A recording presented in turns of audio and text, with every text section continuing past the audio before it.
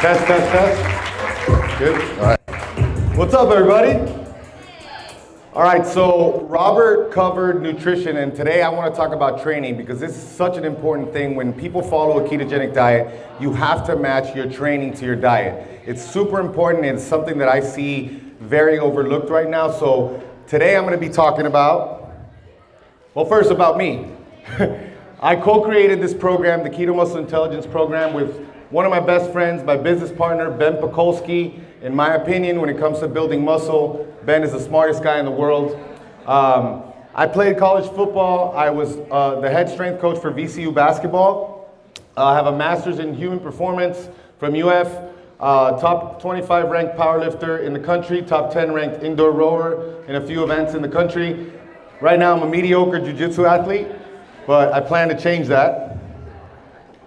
All right, so I just want to give you guys kind of one of the reason why we even chose this logo. So that, what you see written on that logo is this quote in Aramaic. So what we want to do, what we're pursuing is resilience. We're pursuing equanimity. For you to be in any situation, have the same kind of demeanor, and that makes you resilient, and that makes you basically able to handle any training stimulus, any type of cut, anything that life throws at you. So first I want to talk about what keto is and what keto is not.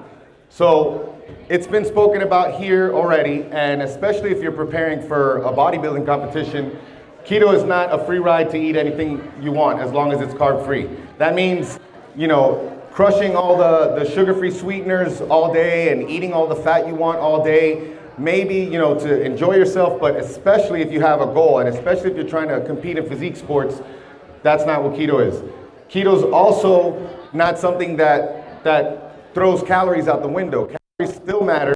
And by the way, I love the video that Jonathan Shane made like a few months ago. I thought it was hilarious. It's basically, you know, him talking to himself, talking about, you know, well, do calories matter or do hormones matter? And both matter. And, you know, everyone here has spoken about that. And also there are fats that, especially with genetic issues, that may lead to inflammation, that may lead you to go down the wrong path health-wise. So that's what keto is not. Now, this diet is a very powerful state. The ketogenic state is so powerful for health, for performance. So these are all the things that keto is, and keto is definitely a great approach, but we have to, when we're training, we have to match our, like I said, we have to match our training to our nutrition. So today, what I'm going to speak about are the top 5 reasons you're not building muscle on a ketogenic diet. It's 100% possible that you could be eating no carbs, you could be eating a zero carb diet, and you could still be burning a ton of sugar, and that's probably why you're not building muscle, you're not burning the fat that you want to burn. So I'm going to go into great detail in all of these. That's why I asked Cody to let me go last so I could talk, because I tend to talk a lot.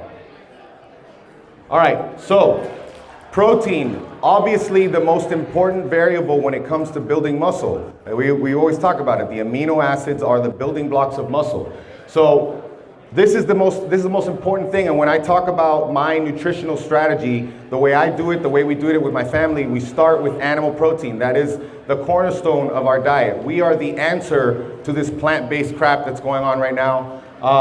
So protein intake is very important. One of the things that I've been really trying to harp on recently, because things that Dr. Dominic D'Agostino has talked about, at the beginning of a ketogenic diet, you need to prioritize protein. You need to make sure that your protein's not too low at the beginning, because while it's very possible that when you're losing that water weight at the beginning, it's just electrolytes and it's glycogen, it's very possible that you could be losing lean tissue as well.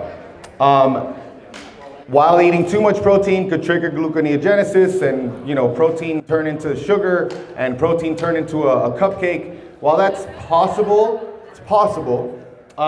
It's highly unlikely, especially depending on, you know, where you're at. I always talk about your metabolic state, your metabolic health and your history, the amount of muscle that you're carrying, and your activity level. So, of course, I want to get into a few numbers here. So I wanted to be safe with a number that I think I could recommend to all physique athletes. Physique athletes, You want to calculate your lean body mass in pounds by having your body fat percentage checked. I recommend the DEXA scan, that's my favorite. Bod Pod is my second favorite. The in-body is useful, but not that reliable. Like, you can get off the in-body and get right back on and you might see a different result. Once you find your lean body mass, let's say you're a 200-pound male with 15% body fat, I just set my protein to lean body mass. So this person's 170 pounds of lean mass, so that's gonna be their protein. Like I said before, depending on your history, the amount of muscle you carry, that could be more. You want to divide that protein into 2 to 4 servings a day for optimal protein synthesis. This is one of the things that I've been lately also kind of harping on, because while we may absorb all of the protein that we eat in a day, there's plenty of studies showing how the protein's absorbed. For the optimal protein synthesis to occur, we want to be able to pace that protein out throughout the day. So everybody here probably knows, it's pretty amazing how dialed in this community is. You guys know more than most people know. You know that carbs are, 1 gram of carbs is 4 calories, 1 gram of protein is 3-ish to 4 calories, and 1 gram of fat is 9 calories. So you know that fat's more energy dense, so you know you need to have adequate fat. And this is a bare minimum. Bare minimum right here, especially if you're beginning, I would say a 1-to-1 fat to protein ratio. And if you're building muscle, especially if you look at the equation that I'm going to share later, you're going to notice that it's going to be much more than 1-to-1. Your fat's going to be higher. Obviously, if you're not eating enough protein or you're not eating enough energy, total energy, that's where fat comes in. You're going to have a hard time building muscle on a ketogenic diet. Some of the things that you can do to improve your performance, I know this is important for people. You can look at adding 600 milligrams to 1,000 milligrams of alpha GPC. I'm a huge fan of alpha GPC. So many things in our life, so many things that we do are depleting choline, and we need to make sure that we have high levels of choline. Choline is very important, along, of course, with B vitamins. And then you add some MCT oil. That's a quick burning fat. It's going to be used very quickly for energy. You can experiment with strategic carbs, of course. My favorite is UCAN Superstarch. There's lots of exciting things going on with Superstarch right now. A lot of research that you might see hopefully in the future. And of course, if you do try Superstarch, you can use that code. When it comes to getting a pump, everybody knows here, everyone here has spoken about the importance of sodium. So sodium are very important. Of course, Redmond Real Salt, or I really like the new Redmond Relight caps, because if you're OCD like me and you're trying to wean yourself, I'm trying to wean myself. Okay? I'm trying to be a little bit less OCD, but it is kind of cool that I know that I'm getting exactly 562 milligrams of sodium when I take 2 Relight caps. You can add 5 grams of creatine. You can add some methylated B vitamins. Everybody, I don't want to say everybody, but quite a few of us are going to have compromised methylation, so you might as well get it methylated already so you have a usable form. These are all, of course, very important.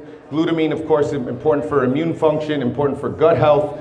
Glycine, collagen, you heard Will talk about that, the importance of having glycine, especially if you're eating a carnivore diet. You have a diet very high in methionine, you want to balance that out with glycine. And then you see the important minerals for not only for performance, for mood, but also for testosterone production and methylated B vitamins. All right, so this is the one this one's really important to me, because I think there's a big chance that you're not executing it right in the gym. And so many things that I've learned from Ben, I've been able to really think about them and apply them. And one of the things is this issue of working hard in the gym. And there's no question that a lot of people are working hard in the gym. But if your idea is that you need to build the maximum amount of muscle, you have to focus on the quality of the contraction. So I'll talk a little bit about the importance of standardizing a stimulus, working with your anatomy, not just saying, like, when you see a video that says best exercise for such and such, right off the bat, that's BS. because that best exercise will not be the best for me. It may be the best for you, but it may not be the best for me depending on your anatomy. So if you're aware of what the role is of every muscle, what is the function of that muscle, you're able to look at yourself and see how you move. And then, of course, if you have a coach that's knowledgeable in this, they can help you with it. So the first thing is, of course, you're not having carbs, and that's important. And carbs are not important for performance. I would say that carbs do give you that look if you want, like if you have a photo shoot or if you have a show, they can help fill you out. But if you don't have carbs as fuel, you can't be training the way people who use carbs are training. And I think that's what's happening with a lot of people. I've had a lot of conversations offline here with people talking about how, especially if you've never lifted before, well, even if you have lifted before, chances are there's one of two people. Either you weren't really lifting before, you kind of got healthy, it's time to build some muscle. I want to build some muscle, let me go online. I see so-and-so influencers selling their programs, everybody's crushing it with them. I'll buy that person's program. Or even if you're a bodybuilder who was training, a certain way before, and you start a ketogenic diet, you need to understand why that's not a good idea, in my opinion. So you need to make sure you're looking at your training volume, your maximum training volume, as well as your rest periods, your time under tension. All of these things are going to be less with a ketogenic diet if you want to be optimal. And especially if you want to build muscle without using any carbs at all, you want to live mostly in this area. So you don't want to overstress yourself, and I'll talk a little bit about what happens when you don't have carbs and you train in a way that makes your body want carbs. So you may have been able to follow this higher volume training split with less rest, supersets, a ton of supersets with a higher carb diet. And the reason why is because if you're taking pre-workout carbs, you're taking intra-workout carbs, you're taking post-workout carbs, any type of cortisol that is released during your workout, right off the bat, you're modulating that cortisol right away with carbs. So cortisol may be a little bit elevated with our diet, but that's okay. The problem is when it stays elevated because you have no way to modulate it because of the way you're living or the way you're training. So in our program, you'll notice that the volume is accounted for. We're training mostly in the 5 to 8 rep range. We're training with 2 to 3 minute rest periods. And the reason why it's harder to do it our way is because when you're in the set, you're actually living in that set, which a lot of people don't do. And this applies to people who don't even follow a ketogenic diet. It's very important, but the problem is no one does that. Everybody kind of goes into cruise control. You go to the gym, by the time you leave, it's been an hour and a half, you sweat, you change, you got the workout in, but the same people coming in and out of the gym year in and year out is because they are not focusing. And there's a few things that you can keep in mind when you're training that will lead to those good results that you want. So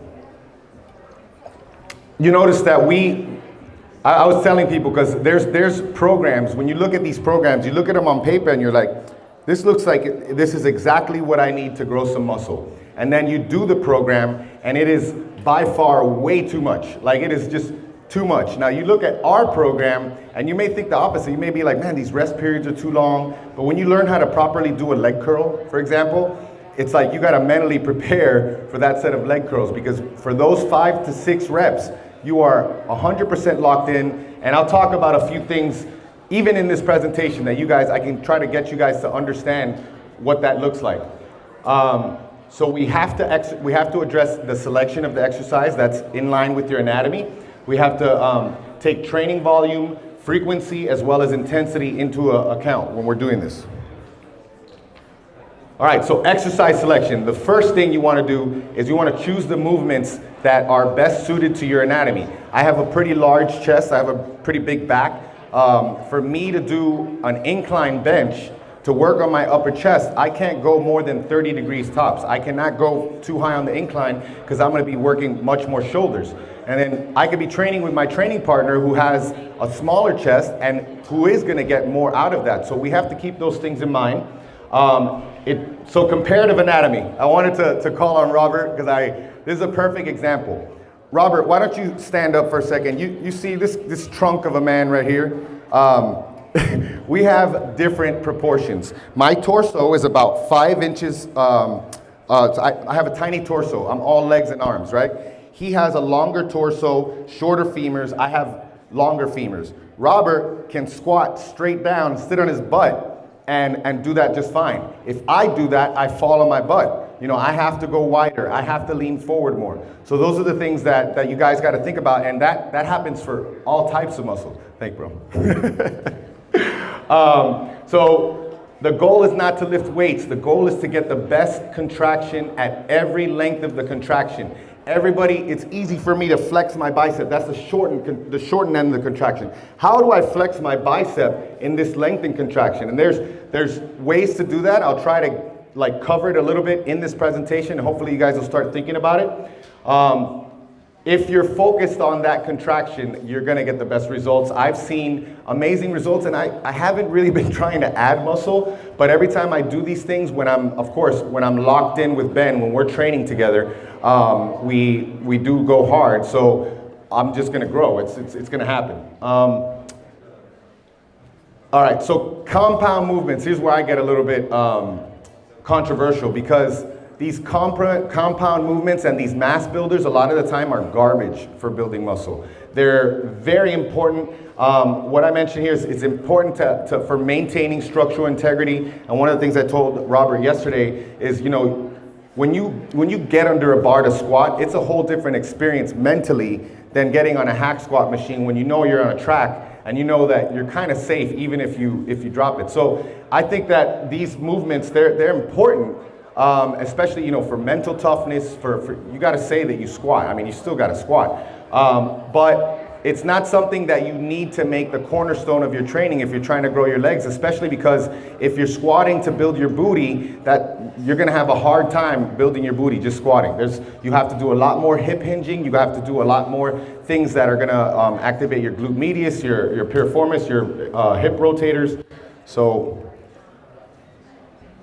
all right. So like I said, your goal is to challenge the muscles. One of the first things I learned from Ben a few years back is the goal is contraction, not completion.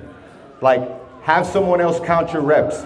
Go inside of your head, go inside of yourself, and live in that set. That is the most important thing at the moment. Not what you're doing later, not when you gotta go pick up your kids, don't run through what you're gonna eat after. This is what matters right now. And if you can do that when you're training, trust me, 5 reps is gonna suck. 6 to 8 reps is gonna suck. You're not gonna need the drop sets. You're not gonna need everything else. You can make any movement difficult enough if you understand the way your body works. You can lower the load even if you're injured and you're trying to work through injuries. You can use blood flow restriction. You can use a lot of other things that'll get you a really good contraction even when you can't handle a load. All right, so this is what we're gonna do right now. I want everybody to put their legs together, and I want you guys to think about when you do a leg extension. First, let's just start by straightening your legs and you feel how hard your quad is, right? You feel that, right? That's the shortened position, and that's easy to do. Now, put your legs behind you, under your chair. How do you get that contraction at the lengthened position?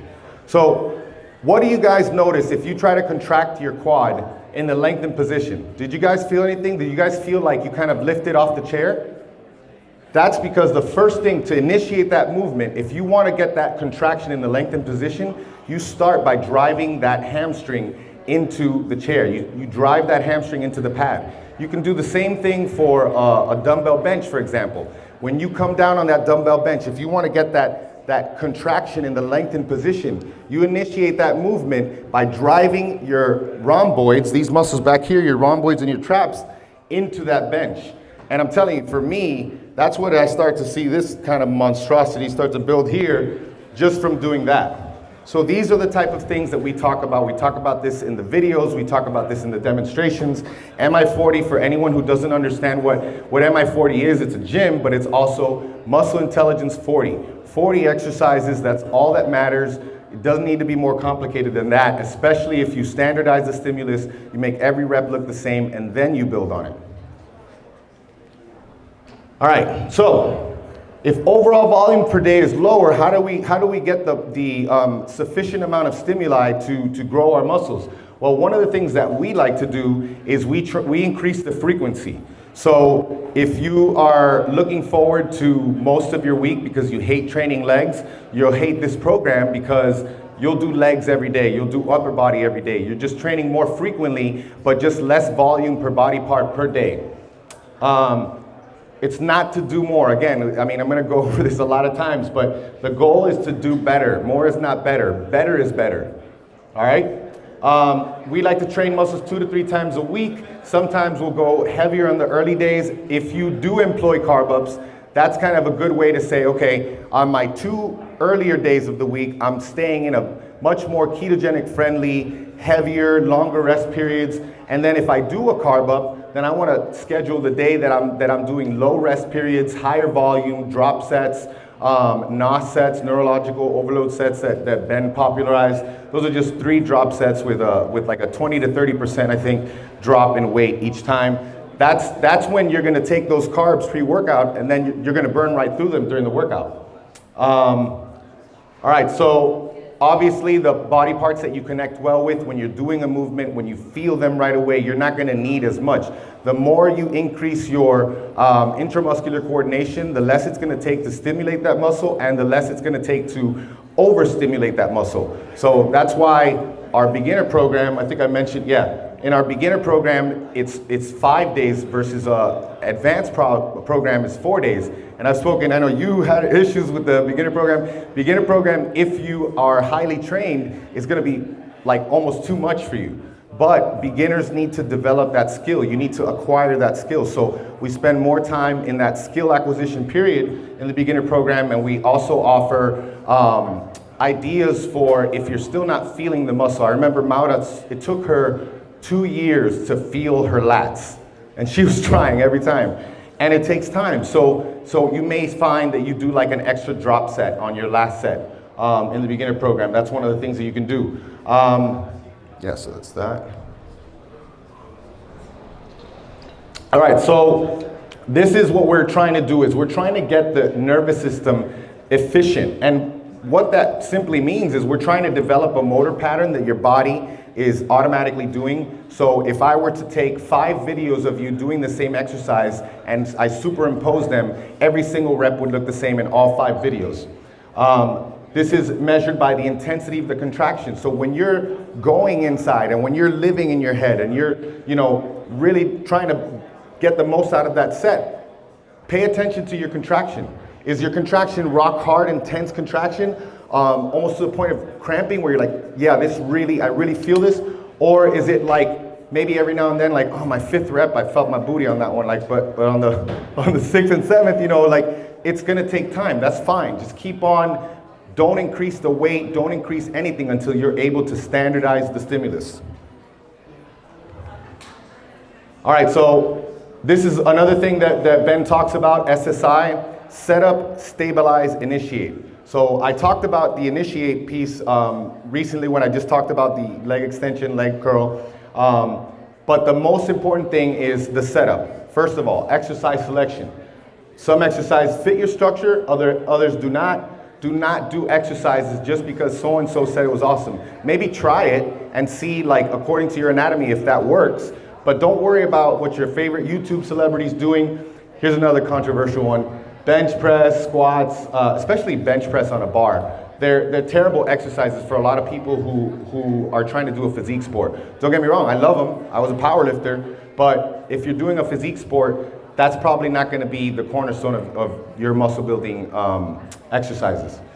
All right, stabilize, super, super important. I want to just take a second to talk about Derek Lunsford, a friend of ours who has placed twice in the Olympia, Mr. Olympia, largest stage in bodybuilding the last 2 years. He would get, last year we were training with him and he was getting ready for the Olympia, and he would get elbow pain before we did chest.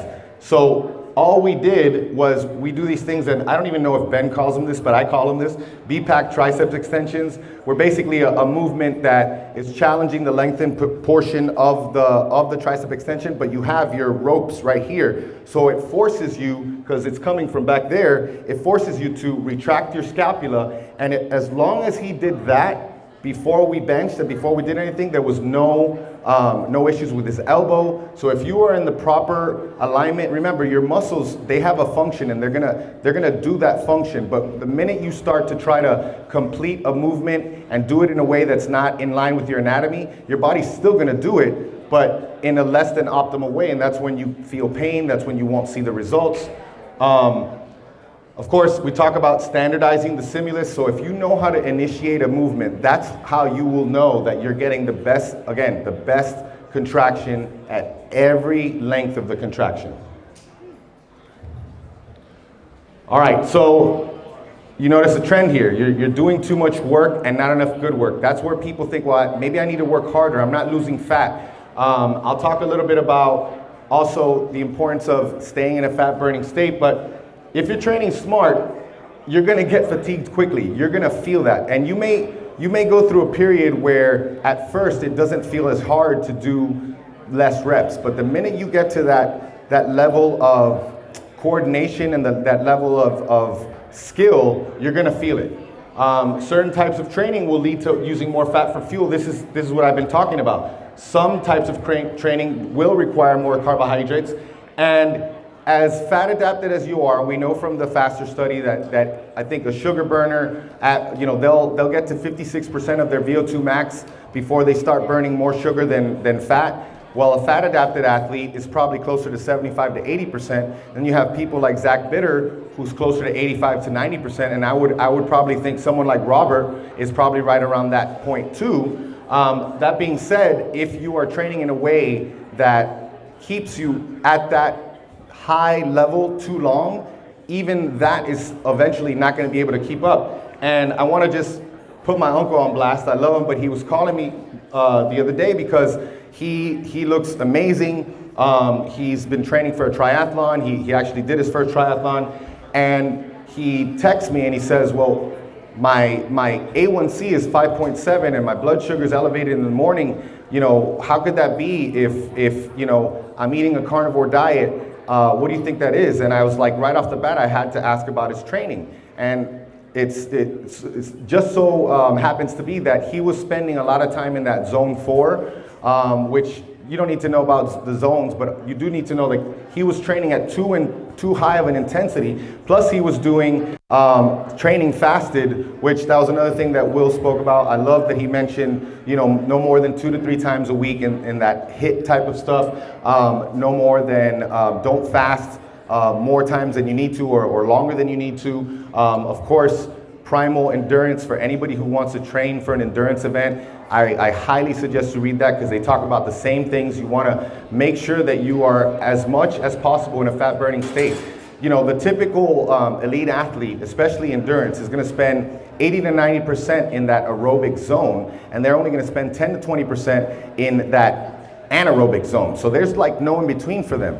The problem is the typical person that's training today is about 50% in that aerobic zone and 50% in something called like the black hole, which is the space between your maximum aerobic heart rate and your anaerobic threshold, which it just so happens that it feels not like much. Chances are you could be jogging at a pace that you can keep your mouth closed, you can breathe through your nose, but you're in that black hole. And a lot of people like that feeling they get when they first start opening up. They feel like, oh, now I'm getting a workout. Chances are you're in the black hole. So you have to train yourself to get to a point where you increase your fitness, but do it in a slow fashion so that all you do is over time, you increase the pace that you can maintain in that fat burning state. Like I said before, we work on the density of our training. So we do more in the sets that we're doing.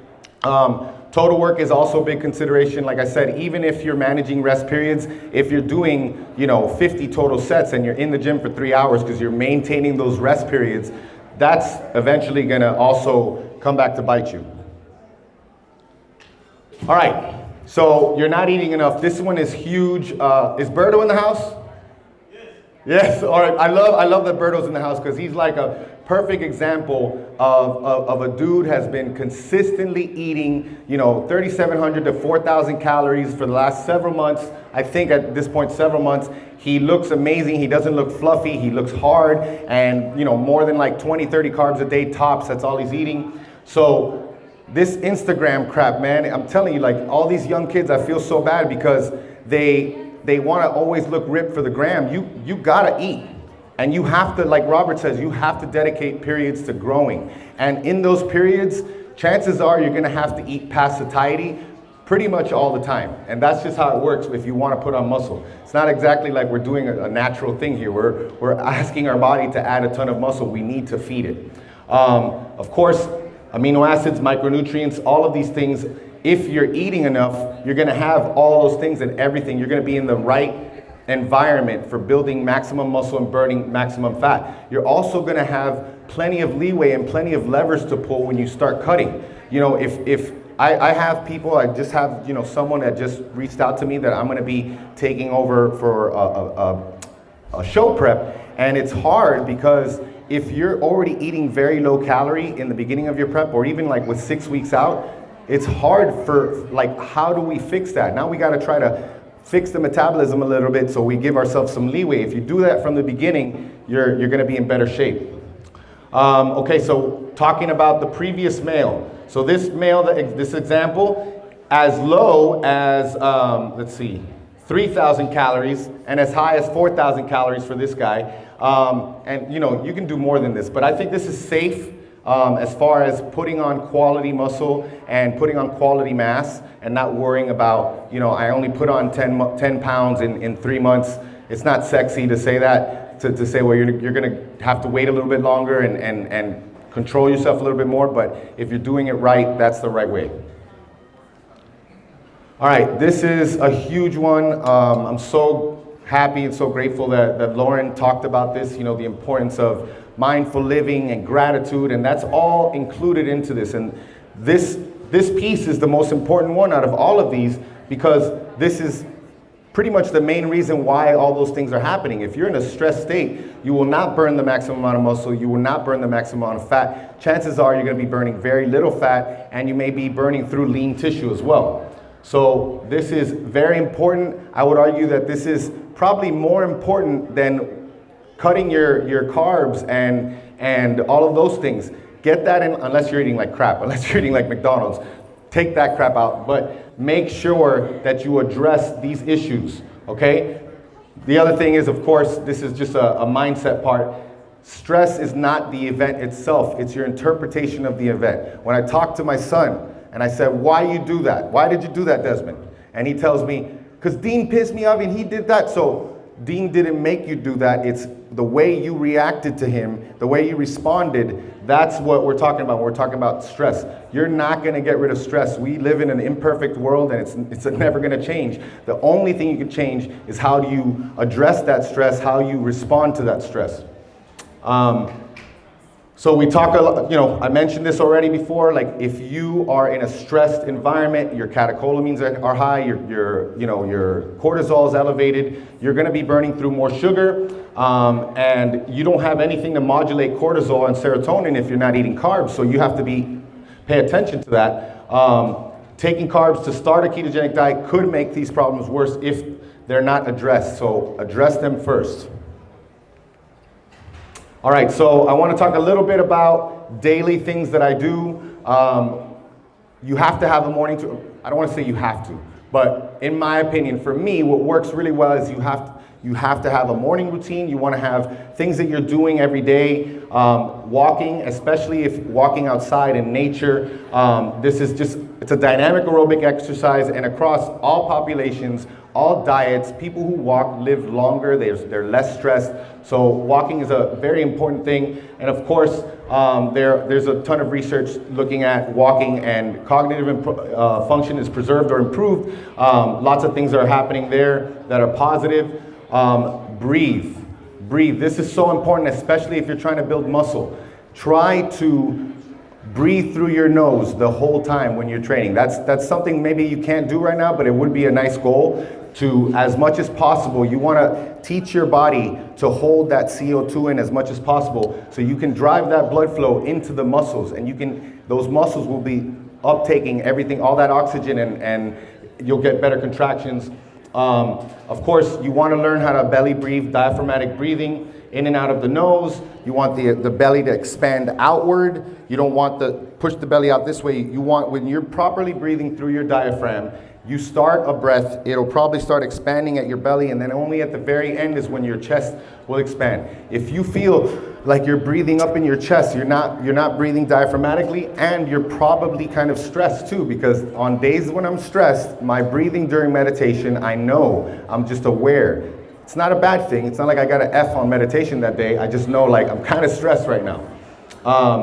So of course, you got to be relaxed if you're stressed. And again, if you're stressed, remember, there's your parasympathetic and your sympathetic system.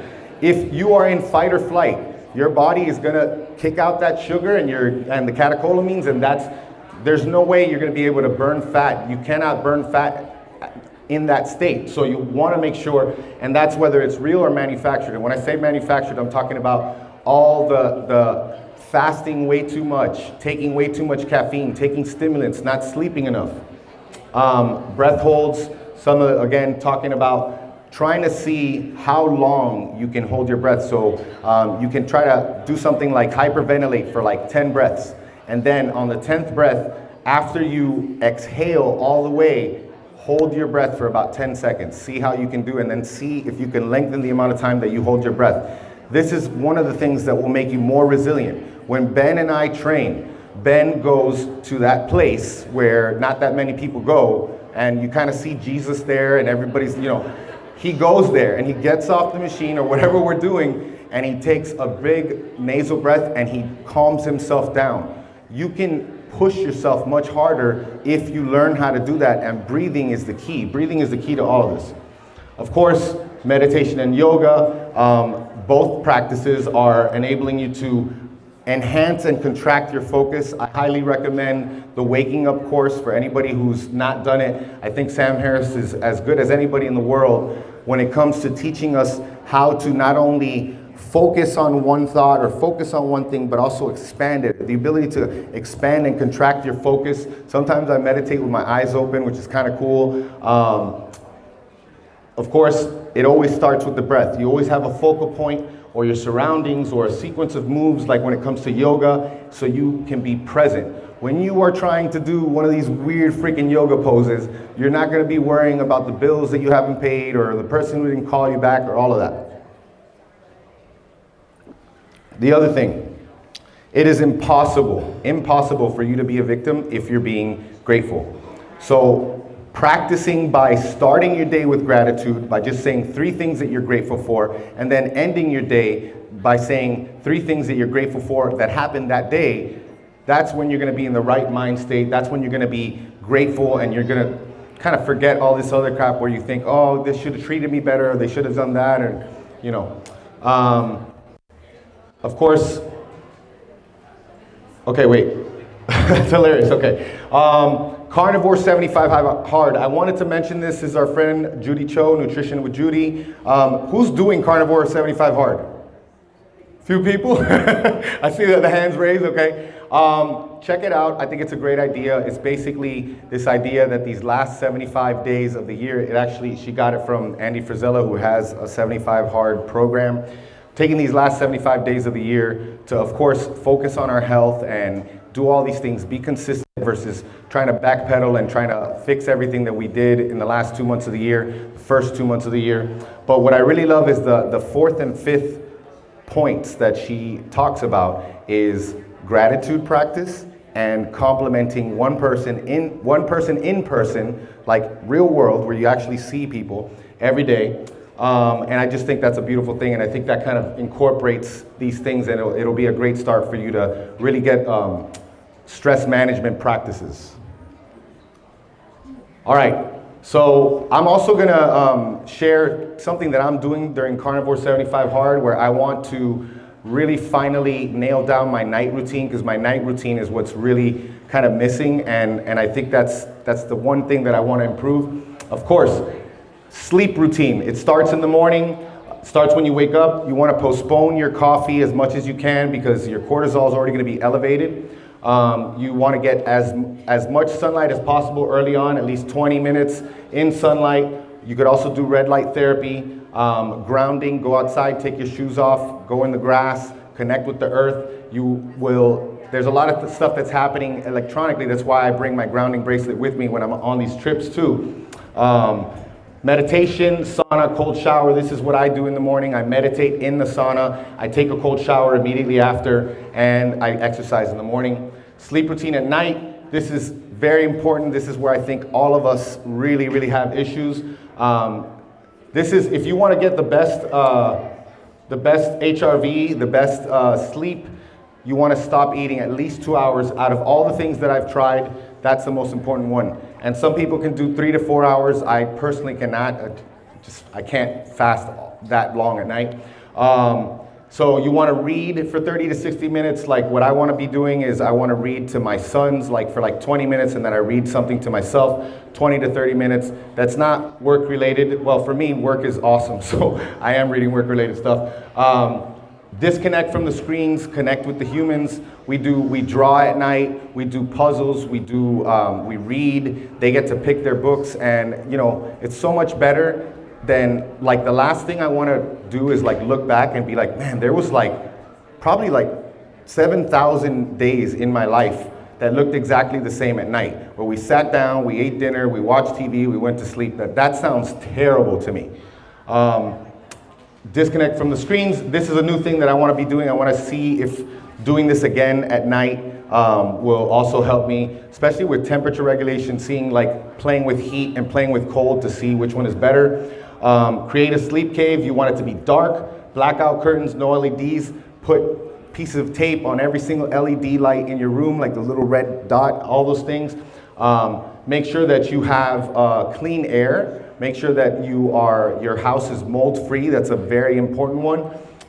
You can use an air purifier. Of course, 64 to 69 degrees. Super happy about that one because I could reference it when my wife tells me she's cold at night. And free of electronics. You could do a kill switch. If you have, I have an EMF blocker on my phone.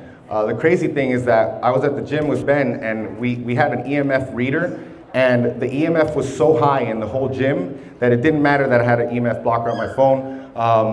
That's maybe a little more controversial because some people don't think EMF is as harmful as we do, but you want to try to I got my phone in my bathroom, charging in the bathroom. I got it on Do Not Disturb every night. I put my phone down at 7 p.m. every night, and this is how I get good sleep. This is how I can stay connected with my family, and it's really important if you're trying to get the maximum amount of sleep, the best sleep you can to grow muscle.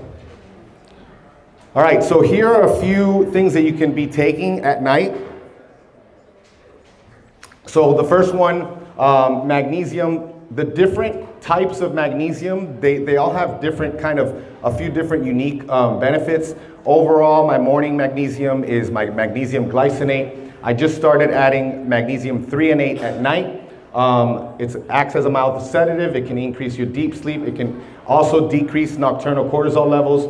Potassium citrate can also work synergistically with magnesium to lower the incidence of nocturnal spasms in the limbs.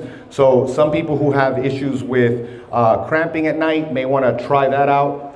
As well as, if you find that you're waking up, you may not know it, but that cramping may be what's waking you up. So think about that, because that way you don't wake up in the middle of the night. I think if the reason why I'm waking up in the middle of the night and I'm going to the bathroom or something is because something woke me up. It might not have even been the fact that I needed to go to the bathroom.